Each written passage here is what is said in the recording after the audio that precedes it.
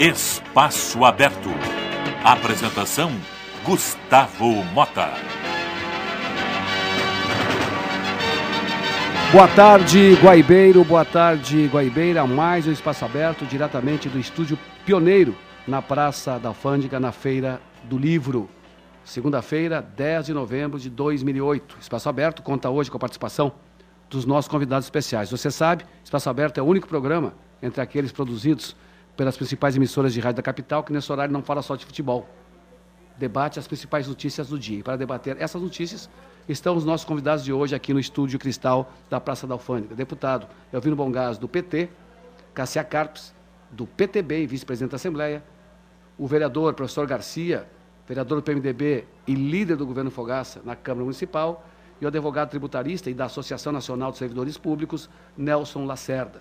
E na abertura do programa, vamos a Brasília saber das últimas informações do Planalto Central com o nosso correspondente Fábio Marçal. Fala, Fábio.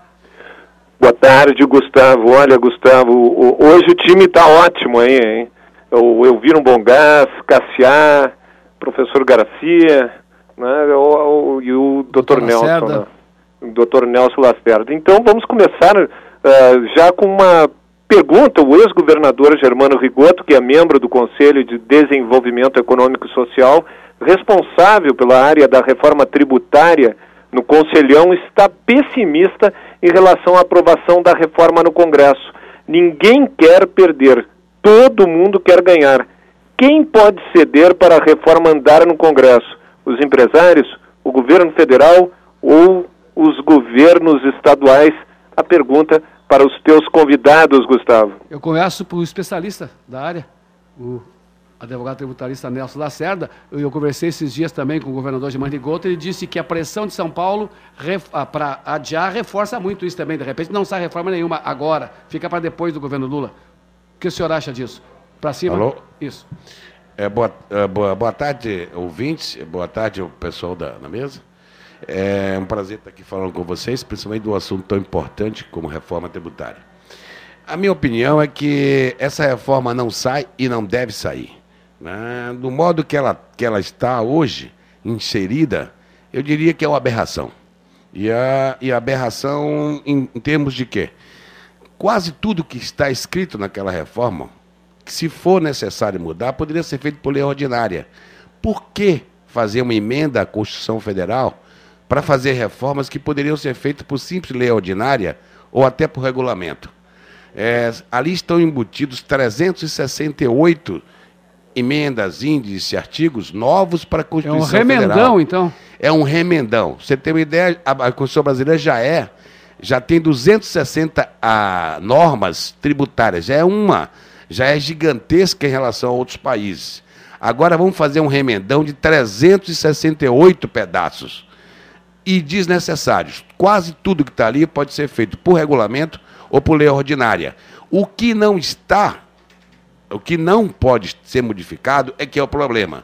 Tem dois itens que não podem ser modificados por lei ordinária que iriam emendar a Constituição. Uma é constitucionalizar o imposto por dentro, que a Constituição proíbe, ou seja, seria cobrar imposto sobre imposto. A outra seria passar ao Conselho Fiscal Fazendário o poder de modificar a alíquota, que hoje só quem tem esse poder é o Congresso Nacional. E isso iria fazer com que o Estado Democrático de Direito fosse completamente alterado, dando ao Conselho Fazendário o poder de mexer nas alíquotas tributárias, que é o grande problema de todos os povos, é a luta contra o poder tributar. Cássia Carpes, o senhor acha que sai ou não sai? Olha, eu estou também Lacerda pessimista. O doutor Lacerda não, ele não acha que sai, acha que não deve sair assim como está. Ele deu, acho, uma opinião bem clara, né, que há muitos problemas, não só no Congresso, como questão tributária. E eu acredito também que não saia, mas torço que saia. Veja que nós todos torcemos que saia. Mas a gente vê tanta dificuldade, e volto a frisar, o Marçal foi muito claro. Todo mundo quer ganhar, mas ninguém quer perder. Então aí fica difícil. São Paulo aí, não, tem o poder quase todo, não vai querer entregar um pouco para os outros. E aí começa, Minas Gerais, São Paulo, Rio de Janeiro, estão ali no centro, né, são estados importantes da federação, não querem abrir um pouquinho a mais para os outros. E aí começa o grande problema. Todo mundo quer levar um pouco mais. e aqueles que têm muito não querem entregar um pouco. E é um bolo só, né? E é um bolo só, porque nós somos um país com estados com peculiaridade diferente, mas que, na realidade, quase todos têm que crescer economicamente e principalmente social, que é um aspecto muito relevante. Então, como é que o Rio de Janeiro, por exemplo, que é um estado população pobre, Lacerda, né, vai querer entregar um pouquinho para os outros? Como é que São Paulo, que é um poder rico e é rico porque é grande e é forte, não quer entregar mais porque ele quer cada vez ser mais forte? E nós aqui que estamos nos extremos, precisamos mais de ajuda do governo, mas não conseguimos porque esses grandes não querem abrir mão. Nós somos um estado exportador. Portanto, nós temos que... Eu acho que o Rio Grande do Sul, no meu entender, tem que pregar fogo naquilo que tem de capacidade boa e acreditar naquilo como exportação e poder ganhar muito mais com exportação no aspecto de crescer a sua economia e devolver ao seu povo. Todo mundo quer devolver ao seu povo, mas ninguém quer dar um pouquinho para os outros também.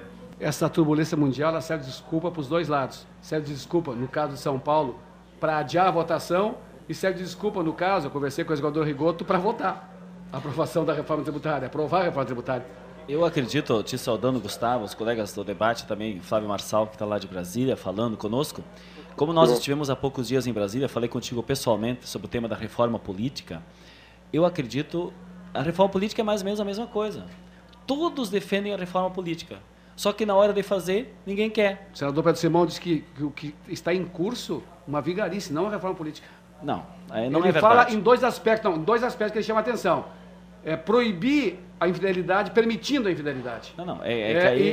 E abrir mão do recurso público. Ele criticou o próprio presidente do partido dele, Michel Temer, que quer aumentar em 10 vezes o volume para os recursos partidários. Aí é um problema que o próprio PMDB tem que resolver internamente. O que nós queremos é uma reforma política que dê condições, sim, da fidelidade partidária, do respeito ao cidadão quando ele elege, com menos poder para o poder financeiro, econômico, investir nas campanhas, pessoalizando os resultados. Então, todo mundo faz o discurso que tem que ter uma reforma política, só que na hora de decidir, todo mundo corre para trás, também para manter sempre os seus poderes. Na reforma tributária, o que eu vejo que é importante? O Brasil precisa de uma reforma tributária, o que significa nós termos uma descentralização maior dos recursos em nível federal para os estados, para os municípios. Este é um elemento da reforma tributária. O que acontece hoje? Por que o Serra não quer que seja feita a reforma tributária? Para que um governo com o poder que é São Paulo possa manter as suas vantagens fazendo guerra fiscal, fazendo incentivos que são, na verdade, disputas desleais com as outras unidades da federação, com os outros estados. Então, o poderio de São Paulo pode oferecer para o conjunto das empresas que se instalam lá muito mais vantagens. Bom, essas vantagens, que são, na verdade, renúncias fiscais, vão beneficiar quem? Vão beneficiar a empresa que se instala e não vão beneficiar o orçamento do Estado, que precisa ser forte para ajudar os municípios. Porque agora, eu espero que uma vez por todas, conforme a crise global que está se apresentando agora, morra aquela ideia dos neoliberais de que o Estado não tem que intervir, que tem que privatizar, que o mercado resolve tudo. Porque esses que agora o Estado ajuda tudo. Agora, claro, agora pode.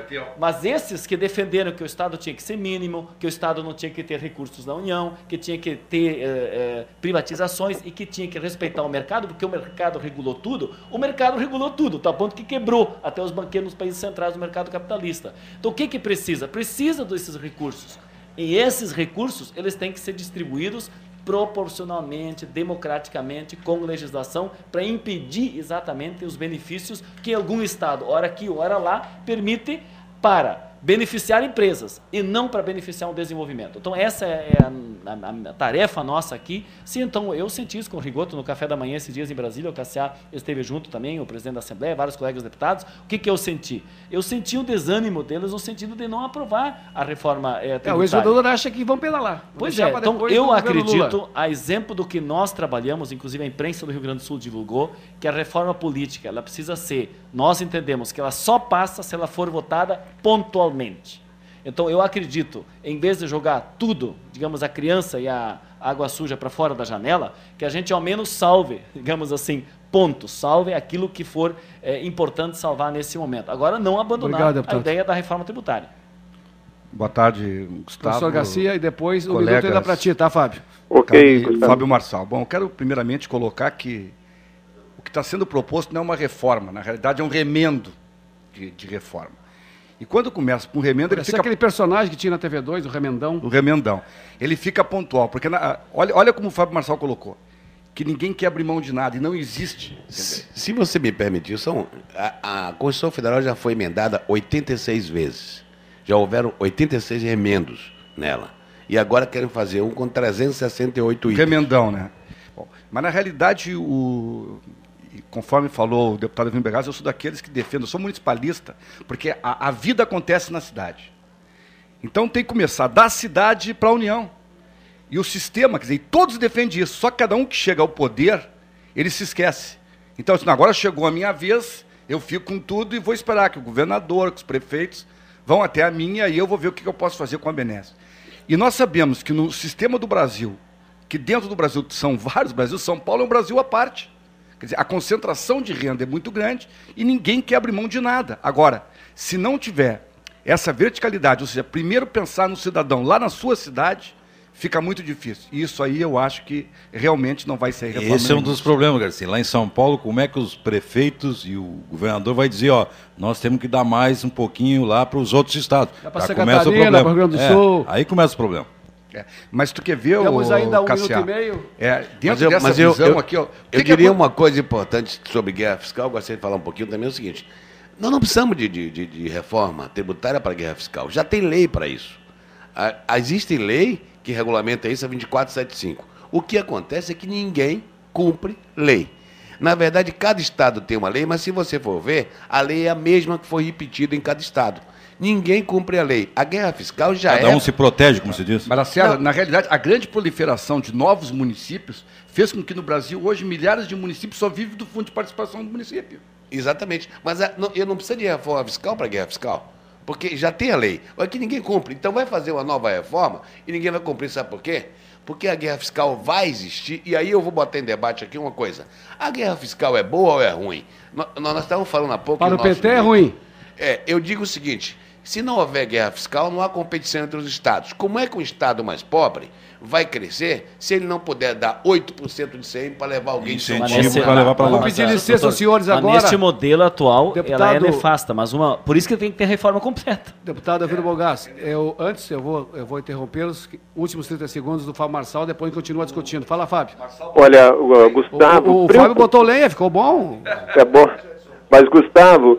Preocupado com a crise financeira mundial, o presidente Lula pediu ao presidente da Câmara, Arlindo Quinalha, que evite a votação das propostas já aprovadas no Senado que beneficiam aposentados e pensionistas e as pessoas que estão prestes a aposentar. Um dos projetos é o que vincula o reajuste de todos os benefícios ao do salário mínimo e o outro acaba com aquele fator previdenciário que alonga a vida de quem quer se aposentar, precisa pagar um pedágio de 4, 5 anos para se aposentar. Interessante que o presidente Lula defendeu em Roma, hoje, a criação de uma nova ordem econômica mundial que dê prioridade ao ser humano e não à especulação financeira, após ser recebido pelo presidente da República da Itália, Giorgio Napolitano. Essa ordem não parece utópica, Gustavo? Um abraço, Fábio, obrigado. Até amanhã. Até amanhã. Já que o deputado Evino Bergaz do PT teceu loas, né, ao Estado máximo, olha esse tema aqui. Banco do Brasil insiste em comprar o Banrisul. Vamos discutir isso depois do intervalo. Espaço Aberto. Oferecimento ABCR, Associação Brasileira de Concessionárias de Rodovias. Apresentação: Gustavo Mota.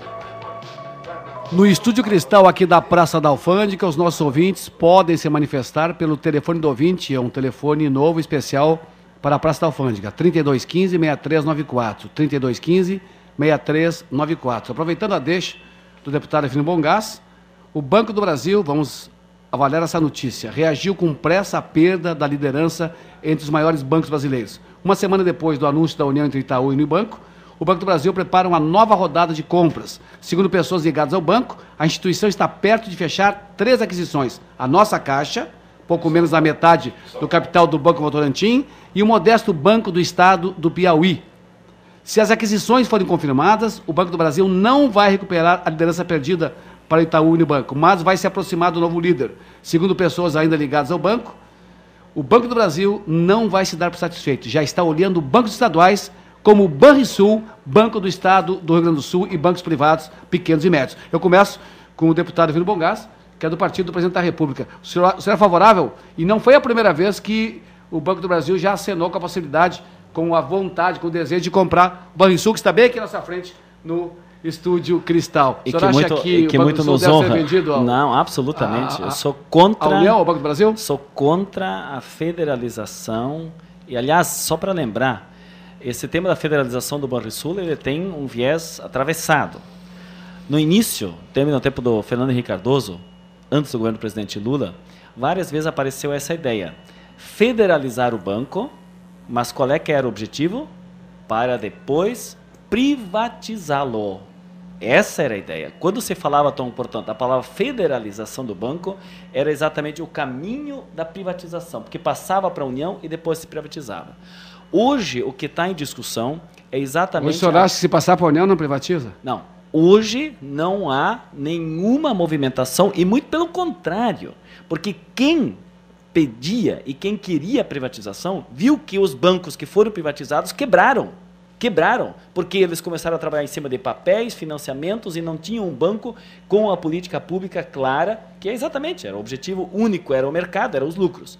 O que está acontecendo hoje é um reforço, e através da medida provisória que foi mandada na semana retrasada, né, como uma das medidas para fortalecer o setor público, permite que o governo federal, que os bancos possam incorporar bancos e permite, autorizando pela medida provisória, que a Caixa Econômica Federal também possa O senhor é contrário, então, à federalização do Banrisul pelo Banco do Brasil? Por que eu não quero? Eu acredito que o Banco do Brasil, e isso apenas é uma especulação, essa notícia aqui ela é uma notícia no sentido especulativo, porque o governo estaria conforme a notícia... Mas o governo a própria governadora disse que já recebeu um aceno e disse que não. Gustavo, sempre foi especulativo.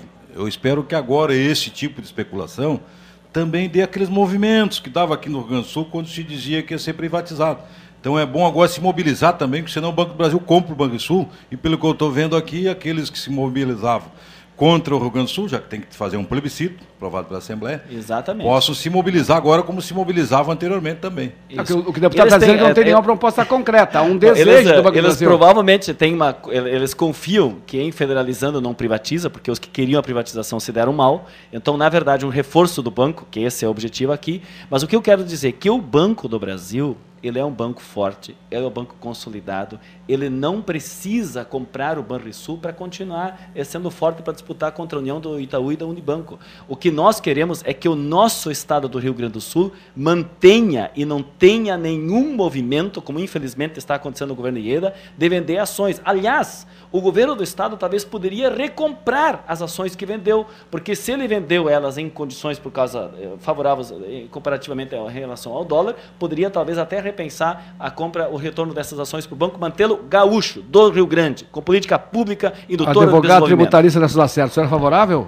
a uma transação dessa natureza? Eu acho que o banco tem que continuar no Rio Grande do Sul, porque nós temos que ter um suporte financeiro. Só não acho que tem que ser recomprado pelo Estado, porque aí voltamos a ter um banco de funcionário público, e não com gestão corporativa, como o banco se tornou agora. Um banco com gestão corporativa fica mais eficiente, evita uma série de nepotismo e outras coisas mais que é comum na política. Eu acho que ele tem que se manter sob controle de mercado, além de um controle público. Os dois controles juntos. Banco competitivo. Banco competitivo. Exatamente, para toda a sociedade, não para um grupo de pessoas, tem que ser para todo. O banco é do Estado. E nós temos que defender globalmente. Como novo, foi o banco nosso, né? Como foi o banco? Os senhores estão dizendo que ele não foi em outras épocas. Não foi. Em outras épocas o banco era estadual, tinha nepotismo, tinha todos os tipos de coisa. Eu me lembro que era uma caixa, onde todo mundo usava. Quer alguma coisa? Vai lá no Banrisul e pega lá a publicidade. Era um caixa do governo e dos políticos. Não, os erros quando era caixa dos políticos, estava errado. Mas quando era caixa para o Estado, caixa no sentido não nesse aspecto pejorativo, mas quando ele era um órgão do Estado, Banco do Estado, com um suporte para poder financiar desenvolvimento do Estado do Rio Grande do Sul, é para isso que O senhor tem está falando do governo Olívio, é isso, Mas eu deputado digo o Alvino? seguinte, se o banco voltar a ser totalmente No do tempo do Olívio você estadual, fazia isso, ele para ir volta todo a desenvolvimento. O que isso quer dizer? do serviço Claro, público. que as pessoas possam ir no banco, pegar um microcrédito, pegar recursos para investir, para produzir, para financiar empreendimentos. É isso que nós queremos Deputado agora. Garcia, tem que o ter um senhor- banco o senhor é forte. favorável, Mas deputado tudo Garcia, isso é contra também a existe, federalização? Deixa o sou favorável. Banrisul como está muito bem administrado, como disse o Lacerda aqui, administrado para o povo do Rio Grande do Sul, não para meia dúzia.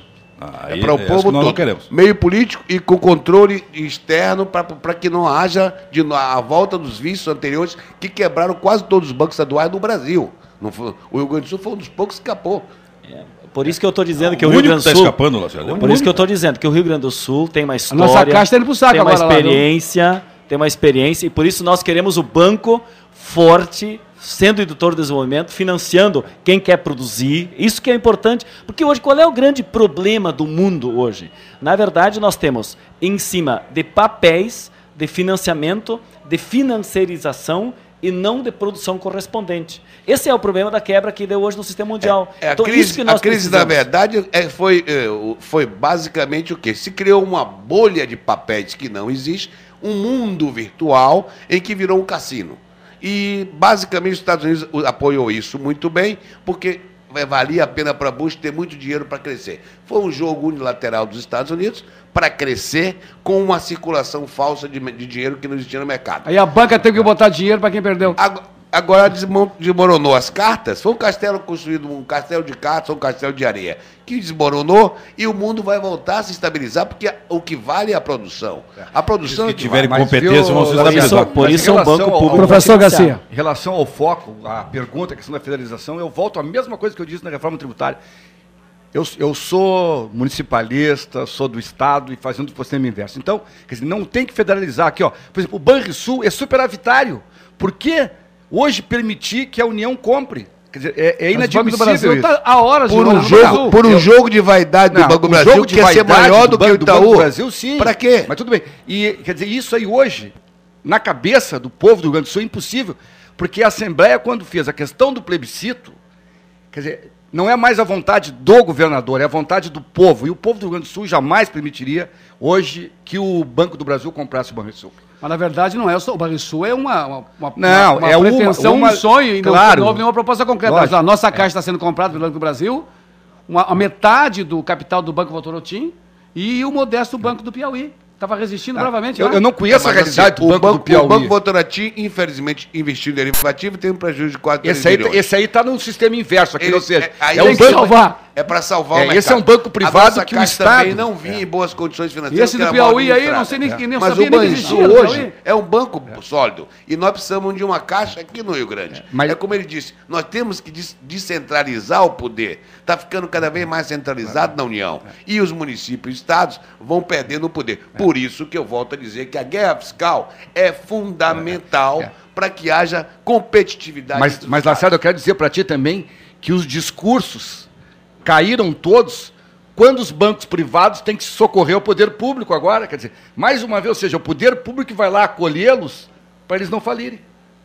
Nesse bloco, antes do encerramento desse bloco, temos 5 minutos, eu gostaria de passar aos nossos ouvintes, também aos nossos convidados, um fato do dia a dia, do nosso cotidiano, que me foi relatado, está aqui por escrito, por uma produtora da nossa Rádio Guaíba.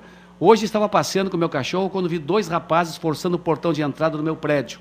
Na mesma hora, como eu estava em frente do outro lado, estava sem celular, pedi o celular de um motorista de Kombi, que estava ali estacionado. Tentei ligar para o 190 da brigada, que simplesmente não atendia. Quando consegui, logo passei o endereço e pedi uma viatura. No que a atendente me disse que não era bem assim, chamar e já ir uma viatura, pois poderia estar longe do local. O detalhe é que moro próximo à Redenção, onde é um posto da Brigada Militar, ou seja, a 2 quadras do posto da polícia. Um dos rapazes desceu de dentro do prédio e ficou de vigia. Quando me viu ao telefone, então ele foi chamando o outro que desceu e foram embora, cada um para um lado. Depois de mais ou menos meia hora, chegou o pessoal, chegaram os guardas, falei para os guardas sobre o demora no telefone de emergência, entre aspas. Aí um deles disse que tinha muita ocorrência. Eu perguntei por que não mandaram uma moto. Aí outro PM me disse que eles estão com poucas viaturas e que apenas 2 motos para 8 bairros. Que seria muito bom fazer chegar essa informação para a governadora, que estamos fazendo agora. Para quem fala em segurança pública, deputado Elvino.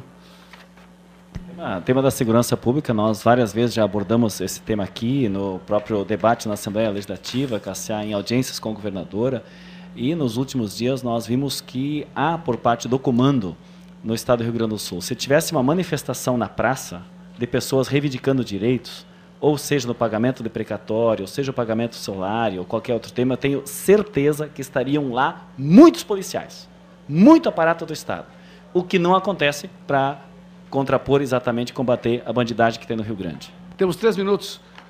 Doutor Lacerda, o governo do Estado e a Prefeitura assinaram hoje um termo de compromisso para viabilizar Porto Alegre como subsede da Copa do Mundo. Serão realizadas várias ações, serão feitos vários investimentos para que Porto Alegre seja realmente a sede. Assinou o Esporte Clube Internacional, que só pode um estádio assinar o termo, o Grêmio assinou um termo paralelo, colocando à disposição a arena. Você acha que é bom para um estado capital sediar a Copa do Mundo ou é gasto necessário? Eu acho que é muito bom, porque sediar a Copa do Mundo é um dos efeitos que trazem maior arrecadação de economia do mundo hoje. O futebol é a grande arena do povo hoje. Então, sediar a Copa do Mundo significa grandes investimentos em infraestrutura, hotéis, futebol, restaurantes, além de um investimento gigantesco que retorno financeiro que vai haver. Eu acho extremamente muito saudável. 10 segundos para cada convidado. É muito importante, sempre salientando, de que é muito bom sim, mas olhar com muita atenção qual a chave, quais as seleções que vêm para o Rio Grande do Sul.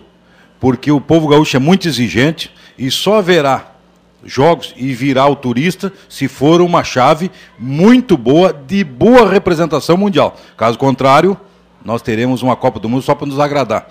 E os jogos principais vão para Rio, São Paulo e Belo Horizonte.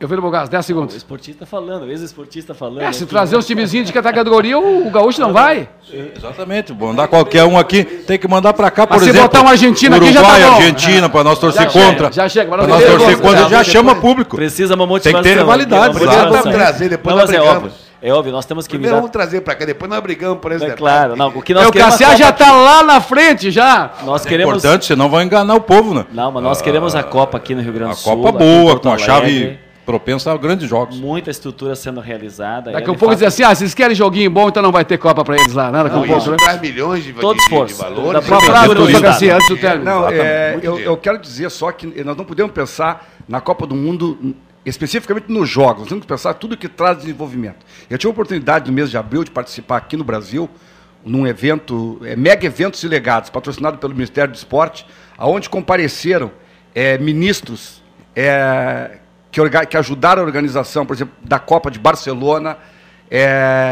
em Montreal, quem vai ser o responsável pelos Jogos Olímpicos de Londres, e na realidade isso traz toda uma infraestrutura de desenvolvimento para a cidade, para o Estado, que ele é muito mais além do que simplesmente a efetivação dos jogos. Os jogos é um momento, esse legado fica. Nós vamos no intervalo, depois continuaremos discutindo aqui no Estúdio Cristal as principais notícias do dia. E hoje a Câmara vai decidir, projeto que implanta a bandeira 2 durante todo o mês de dezembro para taxistas. Depois do intervalo.